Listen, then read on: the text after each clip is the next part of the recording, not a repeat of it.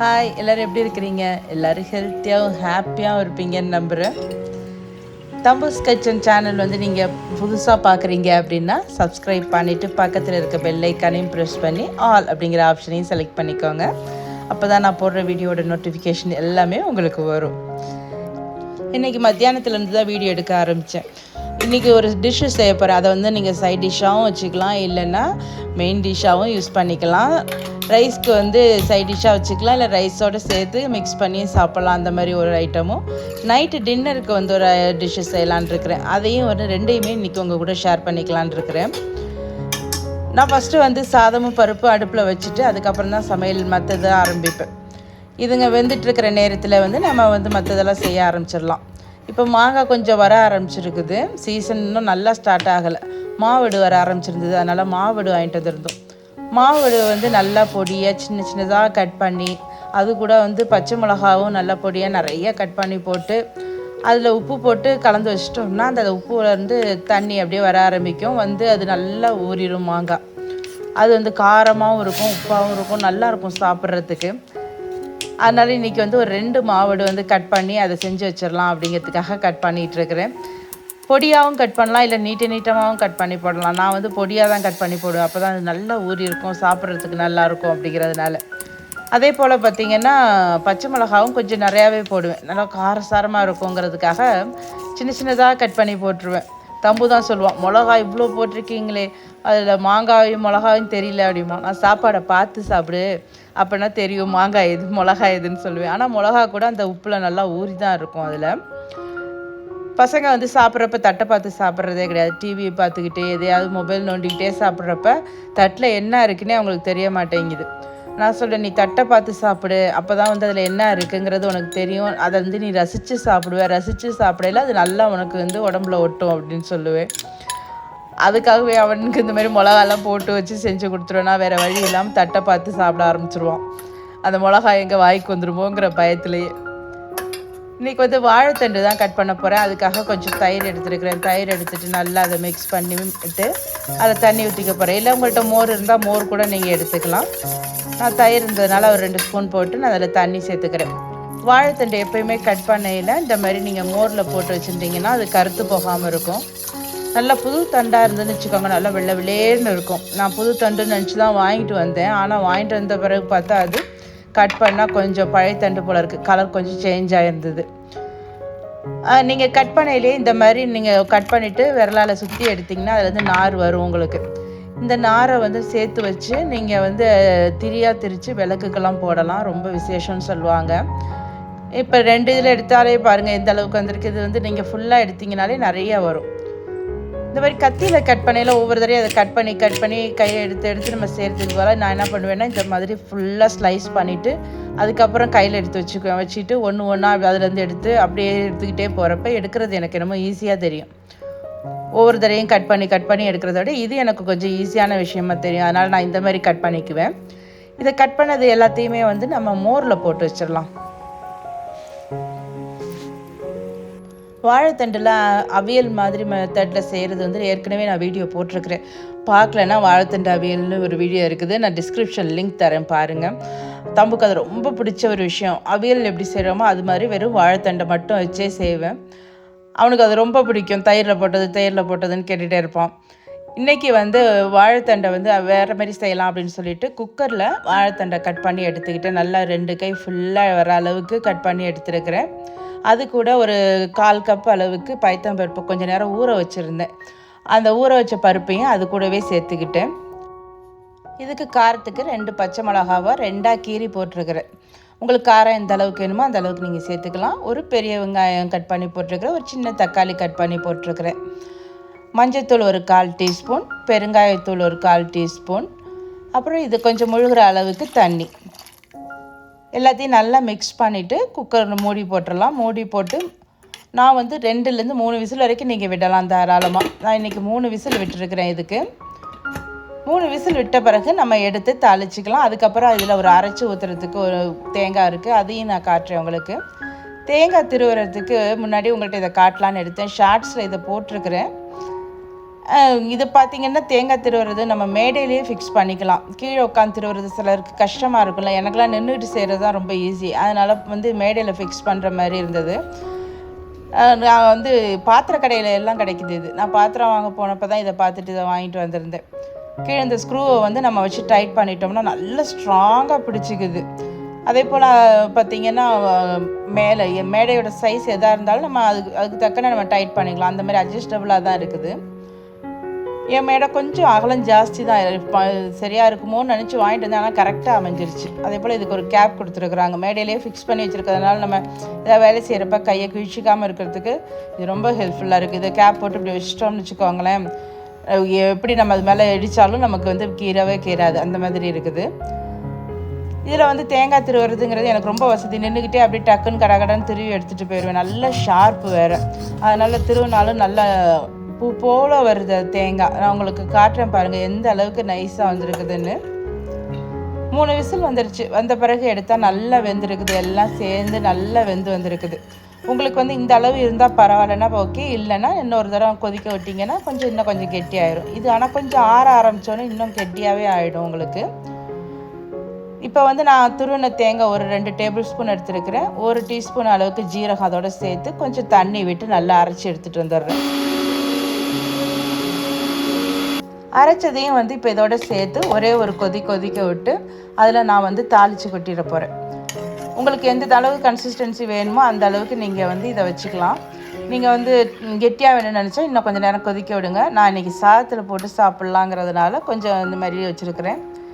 தாளிக்கிறதுக்கு 1 ஸ்பூன் எண்ணெய் விட்டு அதில் ஒரு 1/4 டீஸ்பூன் அளவுக்கு கடுகு, ஒரு 1/2 டீஸ்பூன் அளவுக்கு ஜீரகம், ஒரே ஒரு சேப்பு மிளகாயை 2ஆக கிள்ளி போட்டிருக்கிறேன். உங்களுக்கு டேஸ்ட் பார்த்துட்டு காரம் என்ன வேணும்னா கூட நீங்கள் இந்த மிளகாய் எண்ணெய் எக்ஸ்ட்ரா சேர்த்துக்கலாம். கருவேப்பிலை கொஞ்சம் சேர்த்து நல்லா தாளிச்சிட்டு இதை அதில் சேர்த்துட்டோம்னா சூப்பராக நமக்கு வாழைத்தண்டு கூட்டு ரெடி ஆகிடும். இதில் தேவையான அளவு உப்பு வந்து நான் கடைசியாக தான் சேர்க்குறேன். சேர்த்து எல்லாத்தையும் நல்லா மிக்ஸ் பண்ணி விட்டுருங்க. சூப்பராக நல்ல டேஸ்டியான ஒரு கூட்டு நமக்கு கிடைக்கும். இந்த கூட்டத்தை வந்து நீங்கள் சைட் டிஷ்ஷாக வச்சு சாப்பிட்லாம். சப்பாத்திக்கு கூட சைட் டிஷ்ஷாக வச்சு சாப்பிட்லாம். ரொம்ப நல்லாயிருக்கும். நான் வந்து சாதத்தில் போட்டு இன்றைக்கி சாப்பிட போகிறேன். நல்ல சூடான சாதத்தில் இந்த கூட்டை வச்சு நல்லா மிக்ஸ் பண்ணிவிட்டு இந்த மாங்காயையும் வச்சு சாப்பிட்டிங்கன்னா டேஸ்ட்டு ரொம்ப நல்லாயிருக்கும். எனக்கு ரொம்ப பிடிக்கும் இந்த டேஸ்ட்டு காம்பினேஷன்லாம். ஈவினிங் வந்து சாமி கும்பிட்றப்ப சாமிக்கு வந்து இந்த மாதிரி குட்டி குட்டி மாலை வாங்கிட்டு இருந்தது. அதெல்லாம் வந்து பிள்ளையாருக்கு வரிசையாக போடலாம். என்கிட்ட நிறையா பிள்ளையார் இருப்பார். அதனால் அவங்களுக்கு வரிசையாக போடலான்னு சொல்லி எடுத்து போட்டுக்கிட்டு இருந்தேன். ரொம்ப அழகாக இருந்துச்சு. இந்த குட்டி மாலை போட்டோன்னே பார்க்கவே அவ்வளோ அழகாக இருந்துச்சு. பேசாமல் எல்லா சாமிக்கும் வாங்கிடலாமான்னு கூட கொஞ்சம் தோணுச்சு. வால் எவ்வளோ அழகாக முடி வெட்டி வச்சுருக்காங்க. தம்பு சொன்ன மாதிரி அந்த வாழை பாருங்களேன், அழகாக ஈவனாக கட் பண்ணியிருக்கிறாங்க. ஃபோட்டோ எடுக்கிறப்ப ஃப்ளாஷ் லைட் போட்டு எடுத்தப்போ நல்லாவே தெரிஞ்சுது. டின்னருக்கு வந்து பாலக் பன்னீர் அப்படி செய்யலான்னு சொல்லிட்டு தான் 3 கட்டு பாலக்கீரை வந்து நான் இலையை மட்டும் எடுத்துருக்கிறேன். இதுக்கு வந்து பவுலில் வந்து ஐஸ் வாட்டர் எடுத்துக்கலான்னு சொல்லி போனால் அப்புறம் ஐஸ் வாட்டர் இல்லைன்னா ஐஸ் க்யூப்ஸ் தான் இருந்துச்சு. சரி, நான் ஐஸ் க்யூப்ஸை எடுத்துருக்கிறேன். நீங்கள் வந்து எப்போயுமே பாலக்கீரை வந்து பாலக் பன்னீர் செய்கிறீங்க அப்படின்னா கட்டாயம் ஐஸ் வாட்டர் வச்சுக்கோங்க. அப்போ தான் அதோட கலர் சேஞ்ச் ஆகாமல் நீங்கள் வந்து அதை செய்ய முடியும். ஒரு பாத்திரத்தில் நான் தண்ணி எடுத்துக்கிறேன். தண்ணி கொதிக்க ஆரம்பிக்கட்டும். கொதித்த பிறகு நம்ம இந்த எல்லாத்தையுமே வந்து அதில் போட்டு கொதிக்க விடலாம். இதை கொதிக்கிறதுக்கு முன்னாடி இதில் வந்து ஒரு 1/2 ஸ்பூன் அளவுக்கு சுகர் சேர்த்துக்கிறேன். சுகர் சேர்த்திங்கன்னா அந்த க்ரீன் கலர் மாறாமல் இருக்கும் உங்களுக்கு. அதுக்காக தான். இப்போ இந்த 3 கட்டு கீரையும் நல்லா நான் வாஷ் பண்ணி எடுத்துகிட்டு வந்துட்டேன். அதை இதில் சேர்த்துக்கிறேன். நிறைய இருக்கிற மாதிரி தான் தெரியும், ஆனால் அது கொஞ்சம் நேரம் தண்ணியில் கொதிக்க ஆரம்பிச்சோன்னு பார்த்தீங்கன்னா அப்படியே சுருங்கி கொஞ்சமாக வந்துடும். அதனால் நீங்கள் வந்து நிறையா இருக்கேன்லாம் யோசிக்க வேண்டாம். நீங்கள் 3 கட்டு போட்டு செய்கிறீங்க அப்படின்னு சொன்னால் ஒரு 4-5 பேர் நீங்கள் தாராளமாக சாப்பிட்லாம். அந்தளவுக்கு உங்களுக்கு கிடைக்கும். இது சப்பாத்திக்கு நல்லாயிருக்கும், ரொட்டிக்கு நல்லாயிருக்கும், பரோட்டாவுக்கு கூட நல்லாயிருக்கும். இப்போ பாருங்கள், கீரை வந்து அடங்கி போய் எவ்வளோண்டு வந்துருச்சு பாருங்கள். 1 நிமிஷம் கொதிச்சா போதும். 1 நிமிஷம் கொதித்த பிறகு ஆஃப் பண்ணிவிட்டு நான் இதை கீரையை எடுத்துக்கிறேன். இந்த தண்ணியை கொஞ்சம் வடிய விட்டுட்டு இதை உடனே வந்து நீங்கள் ஐஸ் வாட்டர் வச்சுருக்கிறீங்களா அதில் சேர்த்துக்கோங்க. அப்போ தான் அந்த கலர் சேஞ்ச் ஆகாமல் இருக்கும். நான் வந்து எல்லாத்தையுமே இப்போ வந்து ஐஸ் வாட்டரில் கொஞ்சம் நேரம் 1 நிமிஷம் போட்டு வைக்க போகிறேன். எல்லாத்தையும் எடுத்து 1 நிமிஷம் போட்டுட்டு அதுக்கப்புறம் இதிலேருந்து நீங்கள் எடுத்து தண்ணியை வடிச்சிடணும். இந்த மாதிரி இதில் இப்போ ஜல்லடையில் மாதிரி வச்சுக்கிட்டு நீங்கள் போட்டிங்கன்னா அதில் இருக்க தண்ணியெல்லாம் வடிய ஆரம்பிச்சிடும் உங்களுக்கு. தண்ணி ஃபுல்லாக நல்லா வடிஞ்ச பிறகு ஃபுல்லாக ட்ரை ஆகணும்னு இல்லை, ஓரளவு நல்லா வடிஞ்ச பிறகு நீங்கள் மிக்ஸி ஜாரில் சேர்த்து நல்லா நைஸாக அரைச்சி எடுத்துக்கலாம். இது கூட தண்ணி சேர்க்கணுன்னு அவசியம் இருக்காது, இதில் இருக்கிற தண்ணியே போதும், நல்லா அரைப்பட்டுரும் உங்களுக்கு. இது கூட நான் எதையுமே சேர்க்க போகிறதில்ல, வெறும் கீரை மட்டும்தான் அரைக்க போகிறேன். இதை நல்லா அரைச்சி ஒரு பக்கம் வச்சுக்கிறேன். 3 கட்டு கீரை எவ்வளோண்டு வந்துருச்சு பாருங்கள். ஒரு பேன் எடுத்துருக்கிறேன். இதில் வந்து நான் 1 ஸ்பூன் அளவுக்கு எண்ணெய் சேர்த்துக்கிறேன். இதில் பட்டர் சேர்த்து செஞ்சால் தான் டேஸ்ட் ரொம்ப நல்லாயிருக்கும். அதனால் நான் 2 கியூப் அளவுக்கு பட்டர் வந்து இதில் சேர்த்துக்கிறேன். பட்டரோட டேஸ்ட் இதில் ரொம்ப நல்லாவே வரும் உங்களுக்கு. அதனால் நீங்கள் வந்து பட்டர் போட்டு செய்கிறது தான் இது நல்லாயிருக்கும். நான் 2 கியூப் அளவு எடுத்துருக்கேன் பட்டர் கொஞ்சம் மெல்ட் ஆகட்டும். ஹோம்மேட் பன்னீர் தான் நான் ரெடி பண்ணியிருக்கிறேன். ஏற்கனவே வீடியோவில் போட்டிருக்கிறேன் நான் உங்களுக்கு நல்லா சாஃப்டாக ஹோம்மேட் பன்னீர் எப்படி செய்யலாம் அப்படின்னு சொல்லி. எப்போயும் வந்து ஸ்கொயர் ஷேப்பில் தானே கட் பண்ணுறோன்னு சொல்லிட்டு இன்றைக்கி இந்த ஷேப்பில் கட் பண்ணி எடுத்துருந்தேன். நல்லா சாஃப்டாக உங்களுக்கு கிடைக்கும். வீட்லேயே நீங்கள் சூப்பராக செய்யலாம். ரொம்ப நேரம் ரோஸ்ட் பண்ணணும்லாம் அவசியம் இல்லை. சும்மா ஒரு நிமிஷம் போட்டு நீங்கள் இந்த மாதிரி 2 பக்கம் திருப்பி விட்டு எடுத்தாலே போதும். அது ரோஸ்ட் ஆகணும்லாம் அவசியம் கிடையாது. அந்த பட்டரில் அதுக்கு வந்து லேசாக அது கலர் சேஞ்ச் ஆனாலே போதும் உங்களுக்கு. நான் எல்லாத்தையும் வந்து இந்த மாதிரி திருப்பி விட்டுக்கிறேன். திருப்பி விட்டு எடுத்து 1 நிமிஷம் விட்டுட்டு அப்புறமா எல்லாத்தையுமே நான் எடுத்து வச்சுக்கிறேன். நம்ம போட்ட பட்டர் வந்து இன்னும் மீதி அதில் இருக்கும் உங்களுக்கு. இது போட்டு எடுத்த பிறகு பாருங்கள், அதே பட்டர் தான். அதுலேயே வந்து நான் ஒரு பிரிஞ்சி இலை, 2 துண்டு பட்டை, 2 கிராம்பு இது மட்டும்தான் சேர்த்துக்கிறேன். இதில் பூண்டு நிறையா போட்டு செஞ்சிங்கன்னா ரொம்ப நல்லாயிருக்கும். நான் ஒரு 15 பல்லு பூண்டை வந்து பொடியாக கட் பண்ணி சேர்த்துருக்குறேன். அந்த பட்டரில் அந்த பூண்டு வறுபடையில் வாசனை அவ்வளோ நல்லாயிருக்கும், சூப்பராக இருக்கும். ஒரு மீடியம் சைஸு பெரிய வெங்காயத்தை நல்லா பொடியாக கட் பண்ணி எடுத்துருக்குறேன். இதில் பொடியாக கட் பண்ணிங்கன்னா ரொம்ப நல்லாயிருக்கும். ஏன்னா அது வந்து நல்லா ரோஸ்ட் ஆகணும் இந்த வெங்காயம். அதனால் பொடியாக எவ்வளோ முடியுமோ உங்களால் அந்த அளவுக்கு பொடியாக கட் பண்ணி எடுத்துக்கோங்க. அந்த வெங்காயம் வந்து நல்லா ஒரு கோல்டன் கலர் வரணும், ப்ரௌன் கலர் அந்த அளவுக்கு வரணும். வெங்காயம் பாதி வதங்கிட்டு இருக்கும்போதே நான் வந்து 1 ஸ்பூன் ஜீரகம் சேர்த்துக்கிறேன். நீங்கள் முதல்ல சேர்க்குறத விட இப்போ சேர்த்திங்கன்னா அந்த வாசனை வந்து ரொம்ப நல்லாயிருக்கும். அதனால தான் நான் இடையில வந்து ஜீரகம் சேர்க்குறேன். லைட்டாக அதை வந்து அப்படியே வறுத்துட்டு வெங்காயத்தோடு சேர்த்து நம்ம வதக்கிடலாம். இன்னும் கொஞ்சம் நேரம் வதக்கணும்னா வெங்காயம் நல்லா ஒரு ப்ரௌன் கலர் உங்களுக்கு வந்துடும். அந்த கலர் வந்த பிறகு நம்ம வந்து தக்காளி சேர்த்துக்கலாம். தக்காளியும் பார்த்திங்கன்னா நான் ஒரு சின்ன சைஸ் தக்காளி தான் பொடியாக நறுக்கி எடுத்துருக்கிறேன். அதையும் இதோடு சேர்த்துக்கோங்க. வெங்காயம் தக்காளி ரெண்டுமே வந்து அதிகமாக இல்லை, கொஞ்சமாக தான் சேர்த்துருக்குறேன். தக்காளி கொஞ்சம் நல்லா வதங்கி வரட்டும். இந்த சமயத்தில் இதில் வந்து நான் 1 டீஸ்பூன் அளவுக்கு மஞ்சள்தூள் சேர்த்துக்கிறேன். காரத்துக்கு 3 பச்சை மிளகா நல்லா 2ஆக கட் பண்ணி போட்டிருக்கிறேன், கீரி போட்டிருக்கேன். இங்கே காரம் வந்து இன்னும் வேணும்னாலும் நீங்கள் உங்களுக்கு எந்த அளவு வேணுமோ அந்த அளவு சேர்த்துக்கோங்க. இது வந்து ஒரு மீடியமான காரமாக இருக்கும். இது கூடவே நான் இஞ்சி பேஸ்ட்டு அரைச்சி நான் ஃப்ரீசரில் வச்சுருக்கிறேன் ஸ்டோர் பண்ணி, அதை எடுத்து தான் இப்போ சேர்த்துக்கிறேன். அது நல்லா ஃப்ரீஸ் ஆகிடுச்சு. அதனால் பார்த்திங்கன்னா பேஸ்ட்டு வந்து கெட்டியாக ஆனதுனால ஒரு மாதிரி தூளாக வந்திருக்குது. இஞ்சி பேஸ்ட்டை ஃபஸ்ட்டே சேர்த்திங்கன்னா கடாயில் அடியில் ஒட்டிக்கும் உங்களுக்கு. அதனால் இந்த மாதிரி வெங்காயம் தக்காளி போட்ட பிறகு சேர்த்திங்கன்னா அடியில் பிடிக்காமல் இருக்கும். பாருங்கள் கீரை அரைச்சது எவ்வளோ நைஸாக நல்லா சூப்பராக வந்துருக்குதுன்னு. அதோட கலரே பாருங்களேன் எப்படி இருக்குதுன்னு. செம்ம க்ரீனாக இருக்கும் அது. நீங்கள் இந்த மெத்தடில் செய்கிறப்ப இந்த கலர் வந்து அப்படி நல்ல ஒரு க்ரீன் கலர் உங்களுக்கு கிடைக்கும். கீரை ஏற்கனவே வெந்த கீரை தான், அதனால் ரொம்ப போட்டு அதை வதக்கணும்னு அவசியம் கிடையாது. லேசாக நீங்கள் இப்படி பண்ணாலே போதும். இதில் வந்து இன்னும் கொஞ்சம் காரத்துக்கு நான் 2 ஸ்பூன் அளவுக்கு மிளகாய் தூள் சேர்த்துக்கிறேன். நான் 2 டீஸ்பூன் அளவு சேர்த்துருக்கிறேன். உங்களுக்கு இது காரம் செக் பண்ணி பார்த்துட்டு இன்னும் வேணும்னா கூட நீங்கள் சேர்த்துக்கலாம். இல்லை காரம் வேண்டாம் எனக்கு இந்த அளவுக்கு அப்படின்னு நினச்சிங்கன்னா காஷ்மீரி சில்லி சேர்த்துக்கலாம். நீங்கள் அதில் காரம் ரொம்ப இருக்காது உங்களுக்கு. இதில் வந்து நம்ம மிக்ஸி ஜாரில் தண்ணி விட்டு ஒரு 1/2 டம்ளர் அளவுக்கு தண்ணி சேர்த்துக்கிறேன் எக்ஸ்ட்ராவாக. ரொம்ப தண்ணி விடணும்னு அவசியம் இல்லை, ஒரு 1/2 டம்ளர் இருந்தாலே போதும் இதுக்கு. இதை நல்லா மிக்ஸ் பண்ணிவிட்டு ஒரு கொதிக்க விடுங்க. ஒரு கொதி வந்தால் போதும். அதுக்கப்புறம் வந்து நீங்கள் பன்னீர் சேர்த்துக்கலாம். இதில் இதுக்கு தேவையான அளவு உப்பு வந்து இந்த ஸ்டேஜில் நான் சேர்த்துக்கிறேன். இந்த ஸ்டேஜ்லேயே நீங்கள் உப்பு காரம்லாம் செக் பண்ணிக்கலாம். செக் பண்ணிவிட்டு உங்களுக்கு இன்னும் வேணும்னா கூட நீங்கள் எது வேணுமோ அதை சேர்த்துக்கலாம். இதில் வந்து நீங்கள் கசூரி மேத்தியை வந்து கசக்கி நல்லா சேர்த்துக்கலாம். அது நான் சேர்த்த கிளிப்பிங் வந்து மிஸ் ஆகிடுச்சு, அதனால் நான் உங்களுக்கு சொல்ல மட்டும் செய்கிறேன். கசூரி மேத்தி வந்து கம்பல்சரி இதில் சேர்த்துக்கோங்க. இப்போ ஒரு கொதி வந்த பிறகு நம்ம பன்னீரை வந்து இதில் ஆட் பண்ணிக்கலாம்.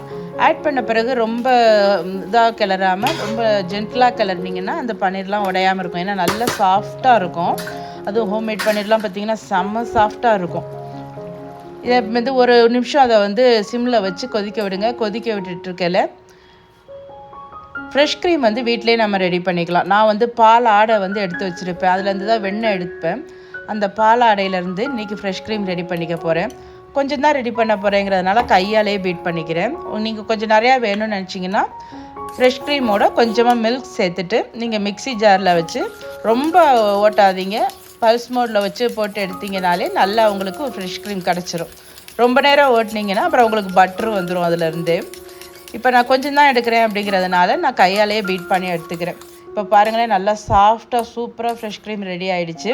உங்களுக்கு இன்னும் கொஞ்சம் லிக்விடாக வேணும்னா கொஞ்சம் பால் சேர்த்துட்டு நீங்கள் செஞ்சிங்கன்னா உங்களுக்கு கிடைக்கும். எனக்கு கெட்டியாகவே இருக்கட்டுங்கிறதுக்காக நான் அந்த மாதிரியே எடுத்துக்கிட்டேன். கடைசியாக ஃப்ரெஷ் க்ரீம் சேர்த்துட்டு ஒரு நிமிஷம் அடுப்பில் சிம்மில் வச்சு ஒரு கொதிக்க விட்டுட்டு நீங்கள் இறக்கிற வேண்டிதான். அந்த ஃப்ரெஷ் க்ரீம் சேர்த்த பிறகு அதை மிக்ஸ் பண்ணையில் பாருங்களேன், அந்த கலர் வந்து ரொம்ப அழகாக இருக்கும். அந்த க்ரீன் கலர் சேஞ்ச் ஆகி அந்த ஃப்ரெஷ் க்ரீம் சேர்ந்து அந்த இன்னொரு க்ரீன் வரும், அதுலேருந்து ஒரு மாதிரியான ஒரு க்ரீன் மைல்டாக, அது ரொம்ப நல்லாயிருக்கும். பார்க்குறதுக்கே அவ்வளோ அழகாக இருக்கும் அந்த க்ரீன் கலர். நல்ல ஒரு ரிச்சான டேஸ்டியான ஒரு சைட் டிஷ் உங்களுக்கு ரெடி ஆகிடும். சூப்பராக வந்து ஒரு சப்பாத்தி, ரொட்டி, நான் இதெல்லாம் வந்து வச்சுட்டு நீங்கள் இதை சாப்பிட்டீங்கன்னா அவ்வளோ டேஸ்ட்டாக இருக்கும். ரொம்ப நல்லாயிருக்கும். இதில் வந்து நீங்கள் வந்து தேவைப்பட்ட இன்னும் உங்களுக்கு ஃப்ளேவர் வேணும்னு நினச்சிங்கன்னா கரம் மசாலா சேர்த்துக்கலாம், ஜீரக பவுடராக சேர்த்துக்கலாம். இதெல்லாம் வந்து எக்ஸ்ட்ராவாக நீங்கள் உங்கள் டேஸ்ட்டுக்கு சேர்த்துக்கலாம். சூப்பரான பாலக் பன்னீர் ரெடி ஆகிடுச்சு. மேலே இன்னும் கொஞ்சம் ஃப்ரெஷ் க்ரீம் வச்சு நம்ம சர்வ் பண்ண வேண்டியதான். இன்றைக்கி நான் உங்கள் கூட ஷேர் பண்ணிக்கிட்டது எல்லாமே உங்களுக்கு யூஸ்ஃபுல்லாக இருக்கும்னு நினைக்கிறேன். யூஸ்ஃபுல்லாக இருந்தால் லைக் பண்ணுங்கள், உங்கள் ஃப்ரெண்ட்ஸ் அண்ட் ஃபேமிலி கூட ஷேர் பண்ணிக்கோங்க. நம்ம நெக்ஸ்ட் ஒரு சூப்பர் வீடியோவில் சந்திக்கலாம். Thank you friends.